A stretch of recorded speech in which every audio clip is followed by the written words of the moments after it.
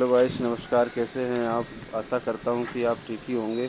तो आज हम लोगों ने यहां पर टंकी फिटिंग करी है दो, देख सकते हैं। एक ही लाइन से भरने की लाइन से कर रखी है, एक ही जगह कनेक्ट। और यहाँ नीचे हम लोगों ने 1.5 इंची की फिटिंग लगाई हुई है। ये 1.5 इंची फिटिंग है और यहाँ पर 1.5 इंची का वाल है, यूनियन है।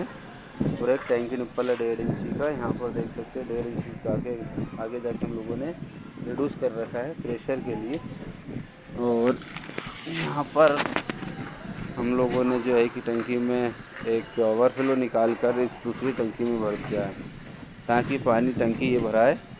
ये कम हाइट वाली टंकी है 1000 लीटर की भी, ये भी 1000 लीटर की हाइट पे है, ये कम हाइट पे है। तो इसका पानी ओवरफ्लो का इस टंकी में भरा जाएगा। तो हमारी फिटिंग आपको कैसी लगी, कैसा हमारा वर्क लगा, ये कमेंट बॉक्स में ज़रूर बताएं। चैनल को सब्सक्राइब एवं शेयर करना ना भूलें। Balaji plumbing working and electrician.